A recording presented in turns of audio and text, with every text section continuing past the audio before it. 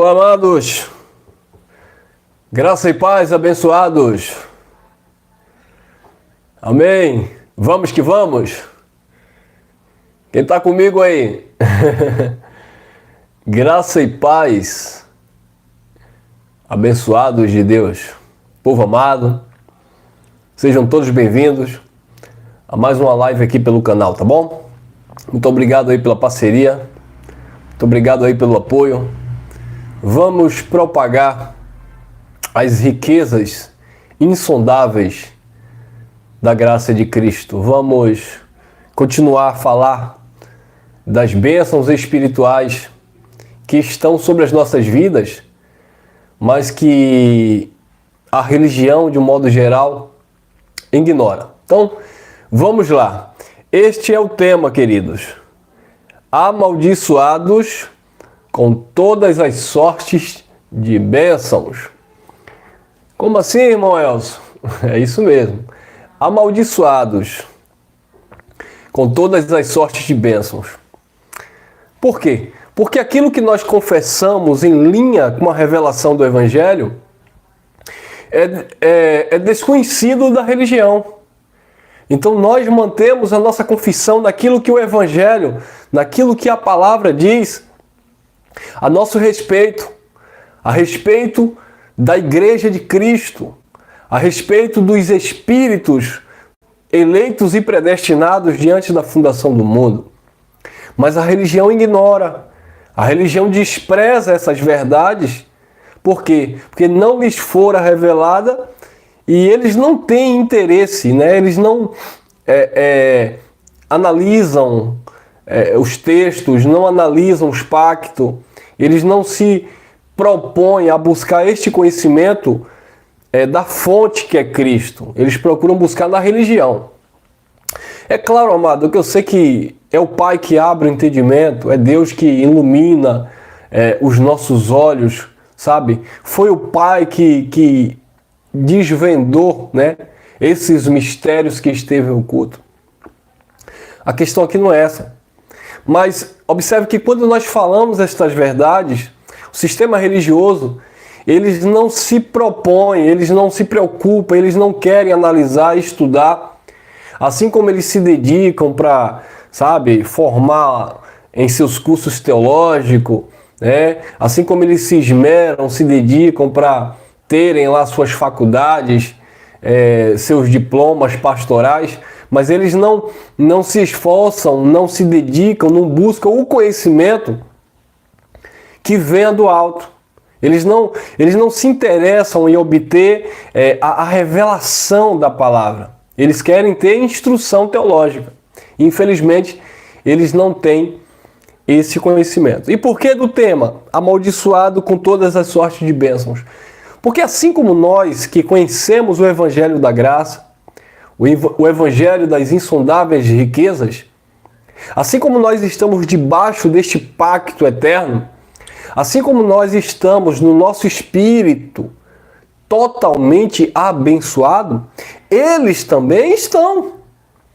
O sistema religioso, de um modo geral, eles não estão debaixo da lei do Ministério de Condenação e Morte.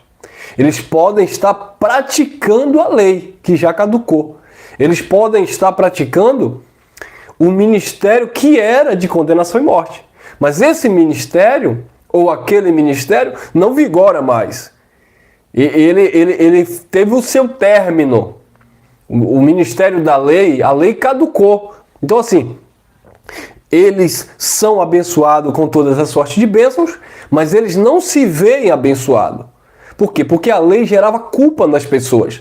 Paulo disse aos romanos que a lei, ela dava força ao pecado.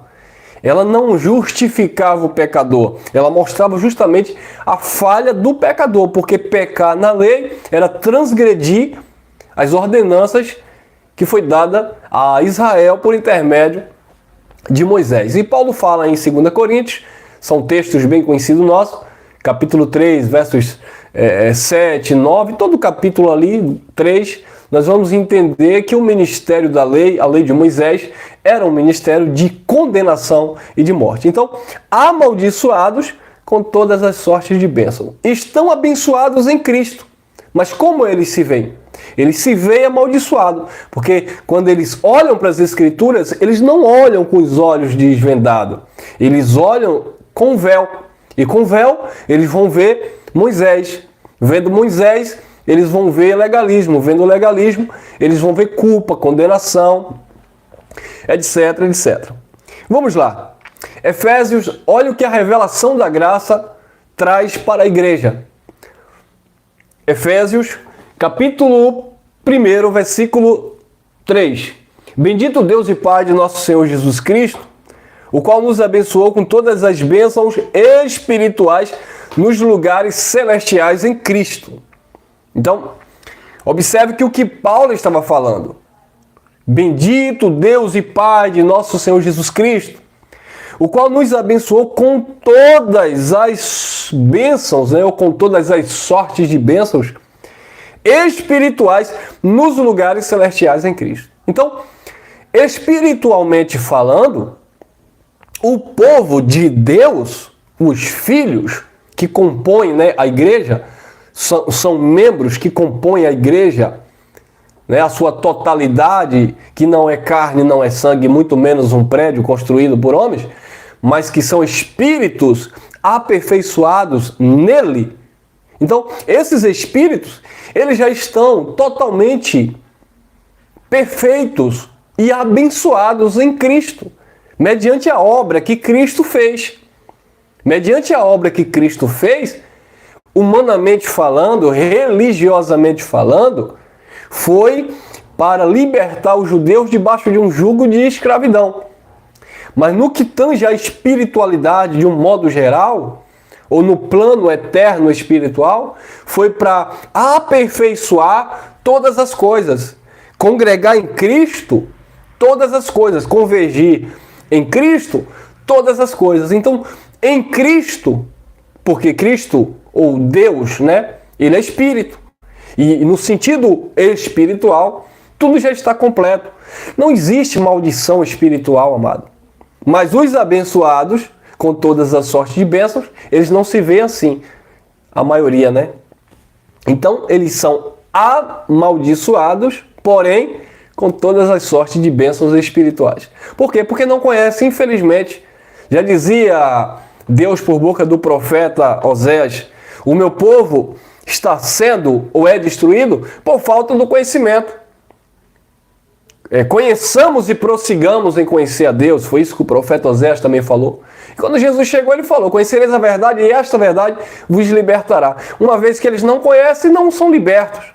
E por não ser libertos, vivem debaixo de um jugo de servidão ou debaixo de maldição, por não saber que são bênçãos no Senhor. Olha lá. Bendito Deus e Pai de nosso Senhor Jesus Cristo, o qual nos abençoou com todas as bênçãos espirituais nos lugares celestiais em Cristo. Vamos mais? Romanos capítulo 8, versículo 1. Agora, o interessante, amados, que são verdades que os líderes religiosos, de um modo geral, eles leem, né? Eles oram em cima deste versículo, eles declaram, eles profetizam, eles isso e aquilo, mas eles não acreditam na essência desta palavra. Eles não acreditam na eficácia desta palavra. Não é isso que diz a carta aos Hebreus? Lá no capítulo 4, versículo 12. Porque a palavra de Deus, não é isso? Ela é viva. A palavra de Deus não é algo morto, caduco. A palavra de Deus, ela é viva e ela é eficaz, ela funciona. E ela é mais penetrante do que espada alguma de dois gumes. E penetra até a divisão da alma, das juntas e medulas, e ela é apta para discernir, esquadrinhar os pensamentos e intenções dos corações. Então, a palavra de Deus, que é viva e eficaz, eles a ignoram. Por quê? Porque quando eles leem um texto como esse, eles não compreendem.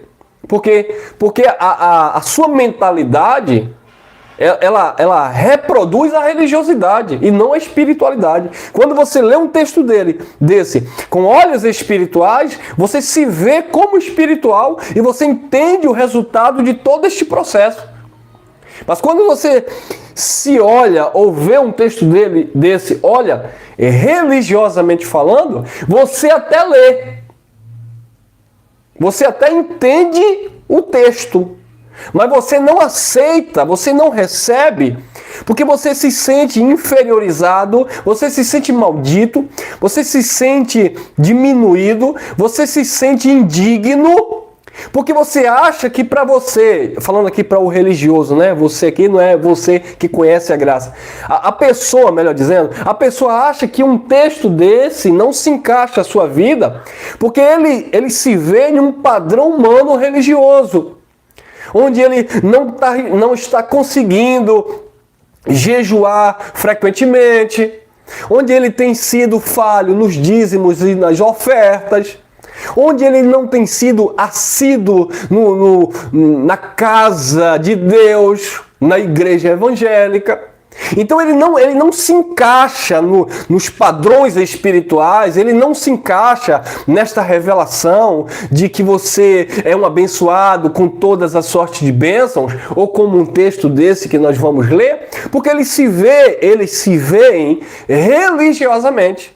Eles se veem, sabe, com a mente cauterizada lá nas tradições dos judeus, debaixo de um ministério de condenação e morte, onde ele não tem tido capacidade, nunca vai ter, de cumprir os pré-requisitos da lei de Moisés. Então eles se veem, sabe, diminuídos, menosprezados, amaldiçoados.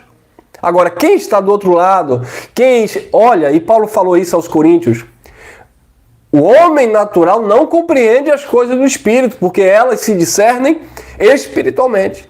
Agora, aquele que é espiritual, ele discerne tudo muito bem e de ninguém ele é discernido. Olha o que diz o texto, olha. Romanos capítulo 8, versículo 1. Portanto, agora quando? Agora quando eu aceitei Jesus na igreja evangélica? Não! Olha o período que Paulo estava falando isso aqui. Agora, pós-cruz, pós-ressurreição, pós-obra consumada. Portanto, agora, na era do Cristo ressuscitado, a nova e eterna aliança estabelecida lá no sangue de Jesus de Nazaré. Portanto, agora, nenhuma condenação há, não há mais condenação, porque havia condenação. A lei era um ministério, sou eu que estou falando ou está escrito? Escrito. Paulo disse aos Coríntios, segunda carta 3, 7 e 9. A lei era um ministério de condenação e morte.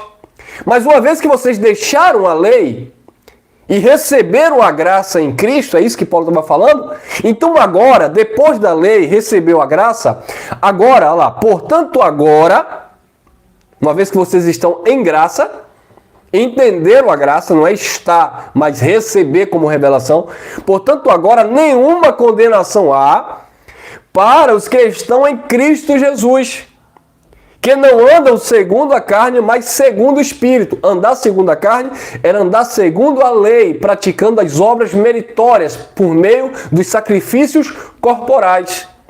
Mas andar segundo o Espírito agora é andar no ministério do Espírito, onde a adoração é Espírito e em verdade, embora você use o seu corpo físico para expressar as grandezas de Deus, você sabe que não é por meio das obras deste corpo que você é um abençoado, mas você é quem você é, porque você é espiritual e não carnal. Quem está entendendo? Então, através desse corpo carnal, eu posso servir ao meu irmão.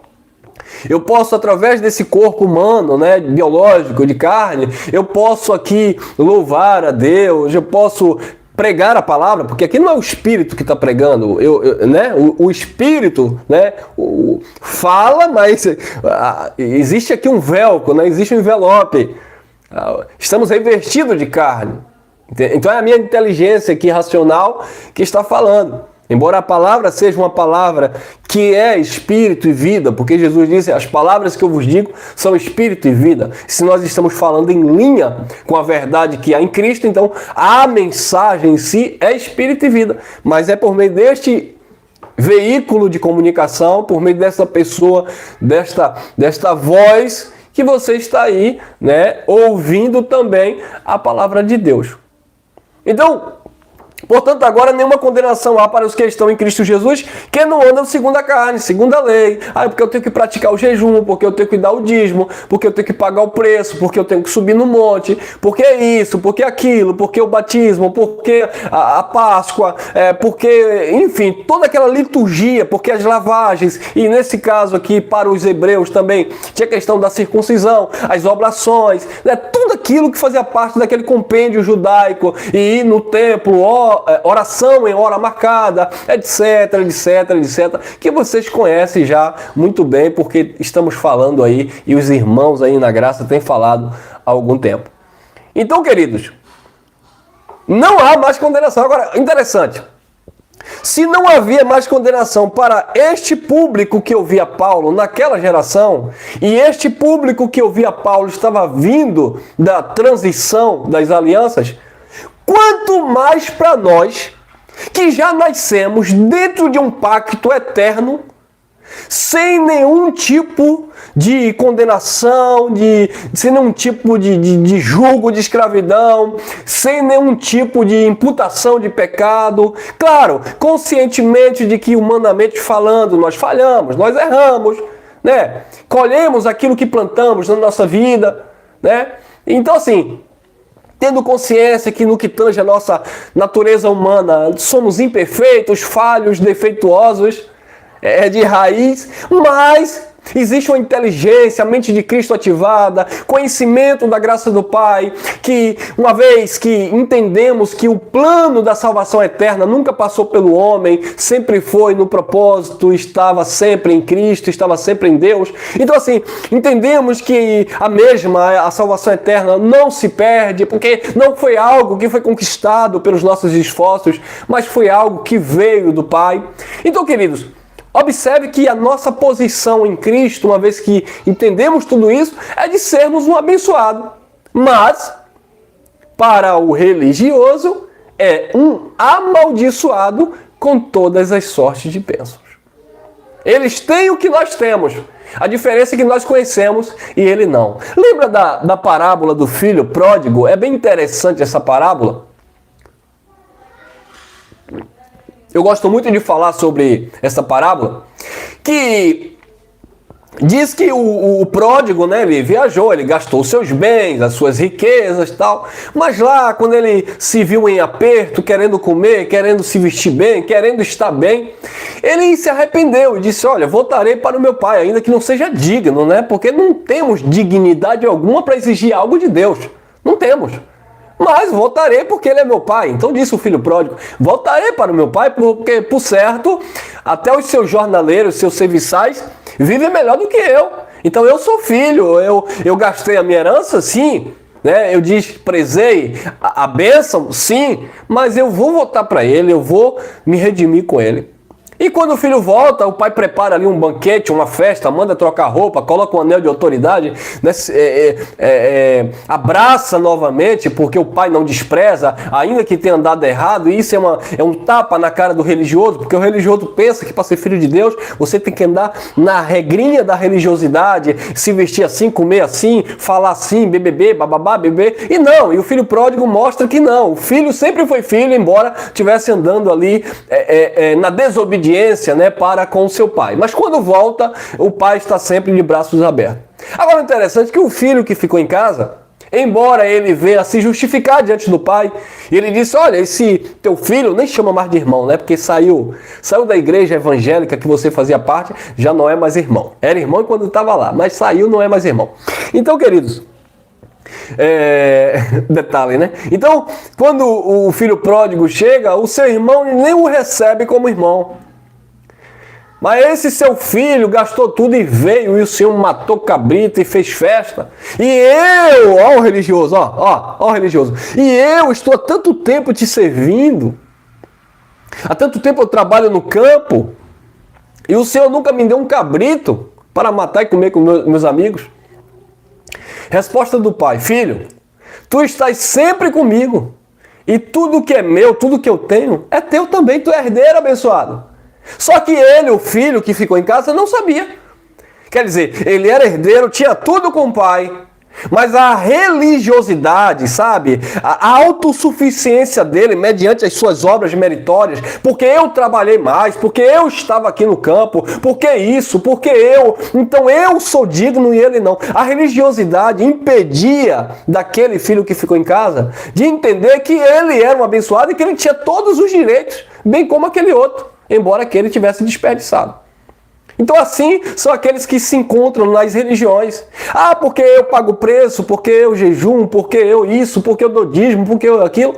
Mas o outro que nunca foi numa instituição religiosa, o outro que nunca fez parte de um sistema religioso, o outro que talvez nunca ouviu essa mensagem da graça, em espírito ele é um abençoado, ele também é filho, embora ele não reconheça, não conheça o pai que ele tem e ele viva, né, na ignorância, sem conhecimento de Deus. Mas o religioso não. Eu paguei o preço porque eu orei mais, porque eu fui buscar a tua face às madrugadas. E daí que você foi buscar as madrugadas? Perdeu tempo, porque ele está em nós. Então se foi à madrugada, se foi de manhã, se foi meio-dia, não importa. Ele sempre esteve aí, em você. Então, queridos, abençoados, mas se vendo como amaldiçoados, infelizmente. Herdeiros, né? Ou seja, donos de tudo mas se vendo ainda como um miserável, pobre, cego e nu, afastado de tudo aquilo que Deus é, de fato. Olha lá, Colossenses 2,14. Olha as riquezas espirituais que Paulo vem declarando. Olha as riquezas conquistadas através da obra do sacrifício, que eram promessas para os judeus, mas que em nossas vidas são realidades. Porque, como eu disse, para nós estarmos debaixo de um pacto perfeito, aí eu sei que tem algum engraçadinho que gosta de ser radical. Ah, irmão, mas isso aí foram para aqueles que estavam na lei. Você não estava na lei, então isso não é para nós. Ô bobinho, ô meu irmão querido, você só é quem você é por causa disso aqui, ó. Nós só somos quem somos, eu costumo usar sempre essa frase, nós somos o resultado de uma obra perfeita. Embora não tenha sido para mim no que tange, né, biologicamente ou carnalmente, humanamente falando, mas isso acarretou em bênçãos espirituais em nossas vidas. Isso trouxe benefícios eternos para o nosso homem interior, para o nosso espírito. Embora cerimonialmente falando, né, religiosamente falando, não foi designada exatamente para nós que não somos judeus. Isso eu sei, nós sabemos. Mas não precisa radicalizar as escrituras e dizer, não, isso aqui não é para mim, isso aqui não serve. Tudo serve. Não como uma doutrina, mas como uma revelação. Não como uma prática, mas como uma observação, como uma instrução, como um exemplo. Tudo é válido. Entenderam, amados? Ah, mas tem um pacto lá na lei que não servia. Serve para você aprender que você não fazia parte dele. Ah, mas por que está escrito lá em Deuteronômio que quando a mulher apega isso e o homem fazia aquilo, tinha as punições? Irmão, isso não é para nós. Sim, não é para nós, mas você só sabe por quê. Porque você está em um pacto perfeito e você agora consegue olhar para aquele pacto antigo com olhos espirituais iluminados, sabendo que não há condenação e nunca houve na tua vida, porque hoje você tem discernimento que uma obra perfeita em Cristo consumou todas as coisas e nos posicionou nele perfeitos em paz e abençoados. Amém? Quem recebe aí? Oh, glória! Então, olha lá. Então, olha que bênçãos, né, que Paulo ministrava lá, e nós hoje temos essas informações e recebemos aquilo como herança para o nosso espírito. Havendo riscado a cédula, ou escrito, né?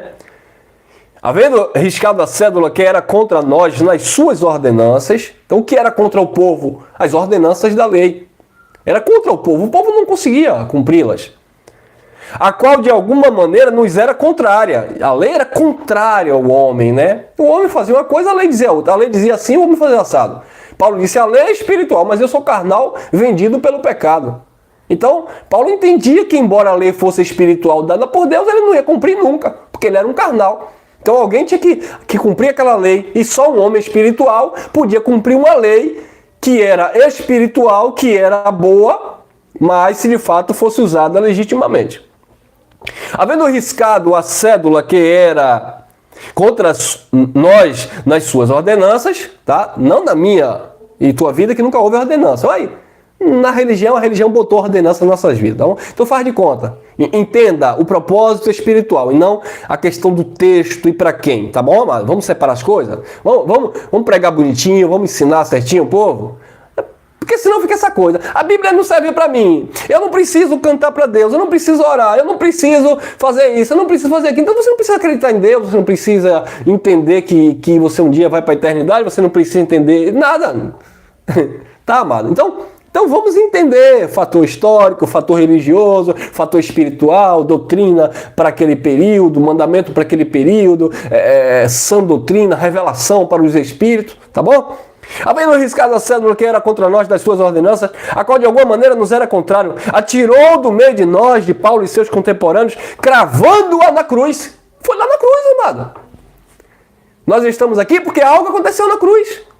Nos vemos assim, perfeitos nele, abençoados nele, por causa de uma obra na cruz. Então, indiretamente, tá? Nós fomos alcançados por esta graça maravilhosa. Graça essa que justificou os pecadores, esta mesma graça abriu os nossos olhos. Entenderam aí? Graça essa que libertou o povo da escravidão da lei. A mesma graça que nos libertou de um sistema religioso enganador que nos imputava uma lei que já foi cumprida na pessoa de Jesus de Nazaré. Pegou aí a visão? Viu aí? Olha lá. Gálatas capítulo 3, versículo 13. Olha lá.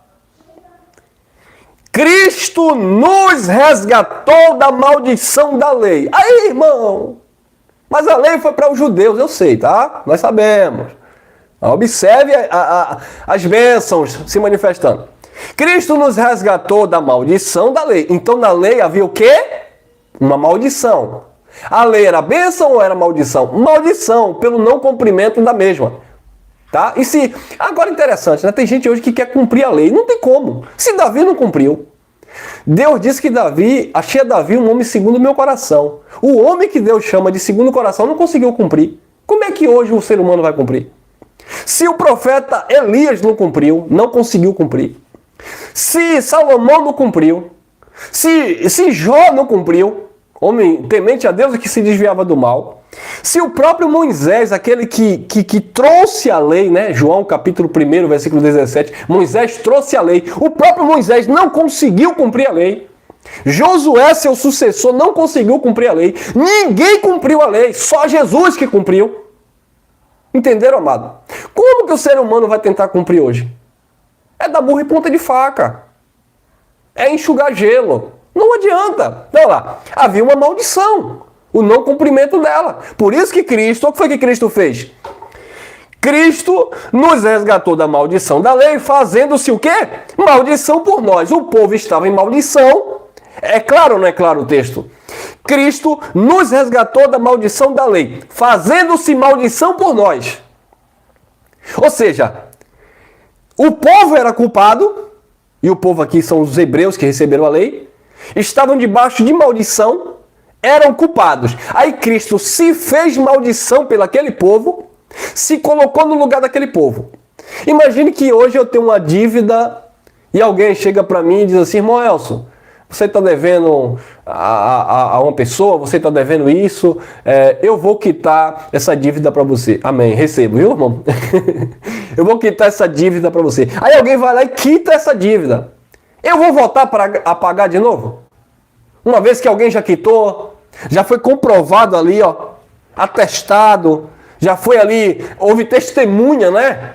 Foi o que aconteceu em Cristo, houve testemunha daquilo que ele fez. A lei e os profetas testemunharam de Jesus. A lei e os profetas, nós vemos lá no Monte da Transfiguração, quando Elias e Moisés se manifestam ali em uma forma gloriosa, Elias representava ali os profetas e Moisés representava a lei, testificando de que Jesus era o cumpridor dos mesmos, porque a lei e os profetas duraram até Jesus. Duraram até João Batista, que foi o último profeta da lei, e Jesus cumpriu a lei, foi a última manifestação da lei foi Jesus de Nazaré, no cumprimento. Então, por isso que os discípulos, né, ouviram a voz: esse é meu filho amado em quem me comprazo. A ele, ouve. Não é para ouvir Moisés, não é para ouvir os profetas, Elias, etc. Agora, a partir de Cristo, é para ouvir ele. Foi isso que Deus, o testemunho dos céus, declarou acerca de Jesus, né? Ali no cumprimento ali das profecias. Porque todas as coisas convergiram, congregaram em Cristo Jesus. Por isso que nós dizemos, amado, que não existe mais profecia bíblica. Porque tudo congregou em Cristo, acabou. Tudo voltou para Cristo. Estamos vivendo resultados positivos de uma obra perfeita. Deixa eu tomar uma água aqui. Tem uma irmã aí que está de olho no meu copo aqui. Irmã, cadê ela? Tá aí não? Irmã Eliane, né? Ilane. Um presente do nosso irmão Gilmário, capoeirista. Então, queridos, olha o texto. Cristo nos resgatou da maldição da lei, fazendo-se maldição por nós. Então, Cristo se fez maldição. Uma vez que ele se fez maldição, como é que as pessoas vão se ver em pecado, em maldição, desviado de Deus? Por quê? Porque olha segundo a tradição religiosa. Não olha segundo o padrão espiritual, o padrão sacrificial de Jesus. Olham segundo as suas tradições religiosas. Aí, é claro, vai se ver roubando a Deus, vai se ver em maldição, vai se ver isso, vai se ver aquilo. Amaldiçoados com todas as sortes de bênçãos. É contraditório, mas é isso mesmo que acontece. Porque estava escrito lá em Deuteronômio: maldito todo aquele que for pendurado no madeiro. E ele foi pendurado no madeiro por um propósito específico: libertar o seu povo que estava debaixo da maldição da lei. Por isso ele foi o substituto do seu povo. Mas infelizmente muitos irmãos não conhecem. Tem tudo em Cristo, mas se vê como se não tivesse nada. Tem mais aí, olha lá. Venha comigo. Gálatas capítulo 3, versículo 14. Não fujam não. Para que a bênção de Abraão... Não havia uma bênção prometida a Abraão? Sim. Deus não prometeu a Abraão que Abraão seria pai de multidões, de nações? Sim. Que como as estrelas do céu, né? Como a areia do mar? Sim. Então havia bênçãos prometidas a Abraão. Então Jesus se tornou maldito para quê? Para que as bênçãos de Abraão chegassem aos gentios por Jesus Cristo, e para que ele, pela fé, nós recebamos a promessa do Espírito. Nós aqui, são aqueles que estavam debaixo de maldição, receberam uma promessa. E nós, os gentios, já estamos abençoados com todas as sortes de bênçãos, porque em Abraão não havia lei. Abraão viveu reflexo da graça. Então Abraão viveu antes da lei. A lei era para os judeus, mas Abraão, que viveu antes da lei e recebeu uma promessa, todo aquele que crê as bênçãos de Abraão, que hoje nós não podemos dizer que foi propriamente de Abraão, mas da pessoa de Cristo hoje, já estão sobre as nossas vidas, porque Cristo, ele se tornou maldito para que as bênçãos de Abraão chegassem aos gentios por Jesus Cristo e para que pela fé nós recebamos a promessa do Espírito. Era uma promessa que se manifestou naquela época e nós já estamos totalmente abençoados com todas as sortes de bênção. Eu sei que é difícil, meu irmão, minha irmã, talvez que você esteja aí ouvindo pela primeira vez, você é da igreja pentecostal, você é da igreja X, da igreja Y, você faz parte daquela denominação, daquela religião. É com muito amor de Cristo. Às vezes nós agimos de forma irônica em algumas questões, porque infelizmente tem coisa que dá vontade da gente dar risada. Principalmente, eu não sou zombador daqueles que são fiéis no sistema, que dão lá os seus dízimos, que praticam lá a guarda do sábado e que são ali, digamos assim, extremamente zelosos, mas são dedicados. Aí nós sabemos que é uma questão de esclarecimento, porque eles não têm. É uma questão de uma revelação que eles não possuem. Mas eu sou zombador, eu zombo, eu critico, eu exponho mesmo esses mentirosos pilantras de terno e gravata, com Bíblia na mão, que fica vendendo semente, vendendo água, pedindo dízimo, pedindo oferta consagrada, pedindo aquilo, fazendo desafio com Deus. Então essas coisas aí a gente bate mesmo, mas bate de forte. Porque isso é um engano, tá bom, amados? E os demais que são sinceros, como eu acredito, porque eu tenho certeza que muitos de vocês foram no sistema religioso, zelosos, mas sem entendimento, O que nós pedimos ao Pai é que abra sua mente para que você se veja como abençoado de fato e não como um amaldiçoado com todas as sortes de bênçãos, tá? Para que a bênção de Abraão chegasse aos gentios por Jesus Cristo e para que pela fé nós recebamos a promessa do Espírito. Eles estavam recebendo a promessa do Espírito. Nós não, já estamos e vivemos o Espírito em nós, tá bom? Vamos lá, tem mais? Tem, olha lá. Tudo era obra, tudo isso que nós lemos aqui. Se você chegou agora, depois dá uma olhadinha lá no início do vídeo. Se não quer ficar aqui ao vivo, assista depois, por favor. Eu recomendo para que você assista depois. Esqueça aqui o pregador Elcio, esqueça aqui o cenário improvisado, mas assista com atenção. Pegue lá sua Bíblia, analise os textos, tá bom, querido? Para que você tenha descanso, para que você venha viver em paz com Deus. Para que você não fique atribulado. Ah, porque eu tenho que pagar o preço, porque eu tenho que estar na igreja, porque eu tenho que vencer isso, porque o diabo, porque isso, porque é maldição hereditária, é olho gordo, é isso aqui, é inveja. Para, chega! Que inveja, que olho gordo, que é isso, rapaz? Nós somos abençoados em Cristo, perfeitos em Deus. Ah, mas isso tudo está no propósito, tudo está no controle, tudo coopera para o bem daqueles que amam o Senhor. Chega de medo. O verdadeiro amor lança fora todo medo. A religião tem causado medo. Eles dizem, vinde, conhecereis a verdade vos libertará. Mas quando você cai nessas gaiolas, você passa a ter medo de coisa que nunca existiu, mas que passa a existir a partir do momento que você se torna um religioso. E não conhecia a Pombagira, passou a conhecer. E não conhecia o Preto Velho, passou a conhecer. Não conhecia a Maria Padilha, passou a conhecer na igreja evangélica. Não conhecia o tal do Satanás, passou a conhecer. Não existe nada disso, mas a religião embutiu isso na cabeça. Para quê? Para impor medo, culpa. Isso é escravidão. O Pai não quer que você viva dessa forma. O Pai quer que você o glorifique, o exalte por tudo que Ele é, por tudo que Ele fez. Por tudo que Ele consumou e realizou, estamos aqui vivendo a perfeição nele. Hebreus 9, 26. Olha o que diz a palavra. De outra maneira, necessário lhe fora padecer muitas vezes desde a fundação do mundo. Mas agora, na consumação dos séculos. Agora quando? Hoje? A partir de agora? Ou lá, há 2000 anos atrás, na época de Paulo, Paulo já estava dizendo que aquele século estava consumado, já estava terminando, o fim dos tempos. Naquele tempo. Fim daquele ciclo pactual. Era isso que era a consumação dos séculos. A lei iria acabar. Paulo fala aos hebreus, olha, aquilo que é velho e já caducou, perto está de vir ao fim, perto está de acabar. Não tinha acabado ainda na escrita aos hebreus, lá por volta de 67, porque o templo estava de pé, sacrifícios eram feitos, oblações oriundas do judaísmo ainda era praticada. Depois caiu, acabou. De outra maneira, necessário lhe fora padecer muitas vezes desde a fundação do mundo. Mas agora, na consumação dos séculos, uma vez, quantas vezes? Uma vez.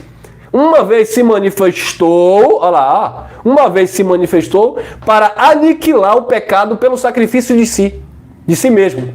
Ele se manifestou quantas vezes para aniquilar o pecado? Aniquilar quer dizer destruir, destruir quer dizer acabar. Pronto. Então ele aniquilou o pecado ou ele não aniquilou? A igreja evangélica, o sistema religioso chama Jesus de mentiroso. Porque a palavra diz que ele aniquilou o pecado pelo sacrifício de si mesmo. Mas o sistema religioso diz, não. Você só vai aniquilar o pecado pelo jejum. Você só vai aniquilar o pecado pela ida no monte. Você só vai aniquilar o pecado pelo propósito. Você só vai aniquilar o pecado pela vigília. Você só vai aniquilar o pecado pelo dízimo. Você só vai aniquilar o pecado, sabe?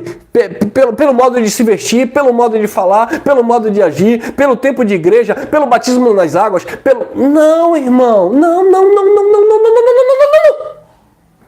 Pelo sacrifício de si mesmo, se manifestou para aniquilar o pecado. E aniquilou. E o que era o pecado? Transgressão da lei. Romanos 10:4. O fim da lei é Cristo, para a justiça de todo aquele que nele crê. Quem crê em Cristo, a justiça de Deus já se manifestou. Não existe mais o pecado, porque pelo sacrifício de si mesmo, ele aniquilou o pecado. Ou ele é mentiroso? Não, mentiroso é a religião. Por isso que João diz, eis o Cordeiro de Deus, João, livro histórico de João, capítulo 1, versículo 29. Eis aí o Cordeiro de Deus que tira o pecado do mundo. Tirou ou ainda vai tirar? Tirou.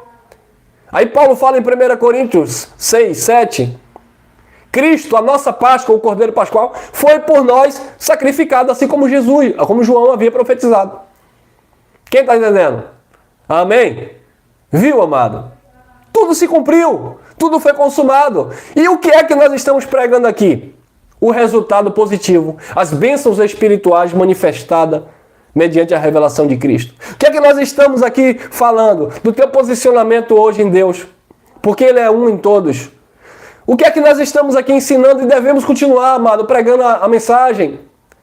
Eu vejo gente já desanimando aí, já perdendo foco, indo para outro lugar. Meu amado, vamos ficar firme pregando, tem muita coisa para falar, tem muita mensagem para pregar. E ainda que nós tivéssemos acabado até aqui todo o conteúdo de entendimento em graça, você me ouviu, mas existe uma multidão aí que não me ouviu ainda. Então se você disse, a mensagem do irmão Elcio já está chata, já está batida, eu já conheço tudo que ele prega, ok, você vai dar licencinha aí, que daqui a pouco vem outro ali que foi liberto do sistema, vem outro ali que saiu da escravidão religiosa, vem outro ali, vai cair aqui, vai dizer, meu Deus, obrigado meu irmão, estou conhecendo agora, e graça e paz e BBB, entenderam, amado? Ou você não quer compartilhar o pão? Ô irmão, deixa de ser egoísta. Amém, queridos? Então por isso a importância de que outros pregadores se levantem, ou Deus levante outros pregadores. Por isso a importância da diversidade, porque eu tenho minha forma, o irmão lá tem outra, o abençoado lá tem outra, e as pessoas vão se identificando, vão congregando, tá? Se ajuntando, vou falar nisso em outras mensagens à frente, vão recebendo e vão sendo edificados. Para aprender o quê? Essas verdades que foi manifesta em Cristo que eles não sabem. E outro, né? E outra, eles morrem no sistema religioso sem nunca saber, sabia? Sem nunca saber, sabia? Eles morrem no sistema religioso 20, 30, 40 anos e não sabem dessas verdades. Aí Paulo disse, eu vou repetir a frase de Paulo aqui. Como ouvirão se não há quem pregue? Entenderam? Como ouvirão se não há quem pregue? E naquele contexto de Romanos, Paulo diz, como pregarão se não forem enviados? E quem envia é Deus, quem levanta, quem abre a mente, quem dá o dom, a capacidade, a forma, a habilidade, né? Afinal de contas, nós não temos capacidade de nós mesmos, mas Ele nos capacitou para sermos ministros de uma nova e eterna aliança, porque não haverá outra. Então, queridos, como ouvirão? Vamos parar, porque é como algumas pessoas dizem assim, não precisa isso, não precisa aquilo, tudo já foi consumado. Sim, ô lindinho. Você que diz que tudo já foi consumado, nós falamos que tudo já foi consumado. Mas você que diz que não tem necessidade de ouvir mais, você é o primeiro a ficar aí catando os canais aí para ouvir. Mensagem de fulano, mensagem de Beltrano. Aí quando a gente fala alguma coisa aqui do tipo, ô irmão, vamos nos reunir. Ô irmão, você que tem oportunidade aí, não aqui comigo, aqui nós já temos um grupo que se reúne comigo, mas aí em outros estados aí, ô irmão, tem 2, 3 irmãos aí, 4 aí, se reúne aí, rapaz. Dê as mãos aí, assistam as mensagens, compartilham e dentre vocês mesmo, por certo, Deus já deu aí a habilidade para alguém aí puxar fila e ministrar uma palavra e isso vai correndo, isso vai, sabe, crescendo e de repente muitas vidas vão sendo impactadas. Vão fazendo isso aí, vão se reunindo aí nesse sentido. Aí vem algum engraçadinho, vai se reunir, para que isso? Para que aquilo? Você fala isso hoje porque você já é macaco velho no campo da graça. Você já ouviu pregador X, pregador Y, você já ouviu o irmão Elcio, você já ouviu os irmãos que pregam a graça. Então você já está maduro. Pronto, meu irmão. Está maduro? Vai ficar peco agora? Pronto, vai embora. Segue a sua vida. Agora, não critique aquele que quer se reunir. Não critique aquele que quer ouvir uma mensagem graça. Não critique aquele que quer tirar uma dúvida no WhatsApp. Não critique aquele que quer ouvir um aconselhamento aqui particular. Não quer aconselhamento, irmão. Falar do Evangelho da Graça individualmente. Aqui eu estou falando para um público, né? Mas existem pessoas aqui, estou já esperando aí, pessoas que, ô irmão, me tira uma dúvida sobre aquele texto, sobre isso. Isso é o quê? É você ser útil para pessoas. É claro que muitos que já me ouvem os outros pregadores aí há mais de 5 anos, não tem necessidade de dizer, irmão, o que isso significa, BBB, bababá. Não, já estão maduros, já cresceram, irmão, já passou da fase. Mas tem muita gente aí tomando leitinho ainda que precisa ir amadurecendo, aprendendo essas coisas, tendo convicção para amanhã depois reproduzir, passar adiante. Entenderam?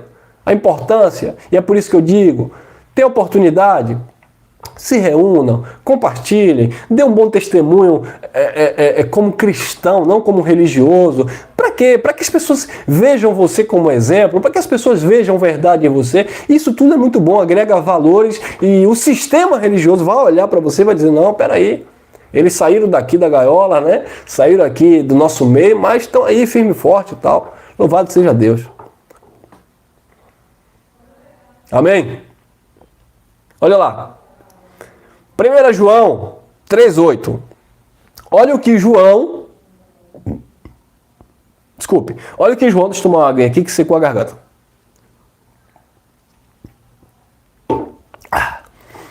Olha o que João estava falando. Quem era João? Um dos apóstolos da circuncisão. Tá? João não recebeu ali a plenitude da revelação, do conhecimento, da graça de Deus. Mas olha o que ele falava. 1 João 3,8. Quem comete pecado é do diabo. Diabo nós sabemos aqui que é um adjetivo, tá? É um caluniador, é um opositor, ou Satanás, um adversário. Quem comete pecado é do diabo, porque o diabo peca desde o princípio. Tá falando aqui do homem natural, tá falando aqui da questão daqueles que viviam, né, debaixo do ministério de condenação e morte. Que o diabo peca desde o princípio. Para isto, o Filho de Deus se manifestou para quê? Se manifestou para quê? Para desfazer as obras do diabo. Agora minha pergunta: desfez ou não desfez? Para nós que entendemos o Evangelho, desfez. Para o sistema religioso, não. Está todo mundo aí praticando as obras do diabo. Eu estou vendo muita obra da carne aí. Isso é verdade, né, irmão? Mas não é obra daquele que acusava, daquilo que era opositor a Cristo.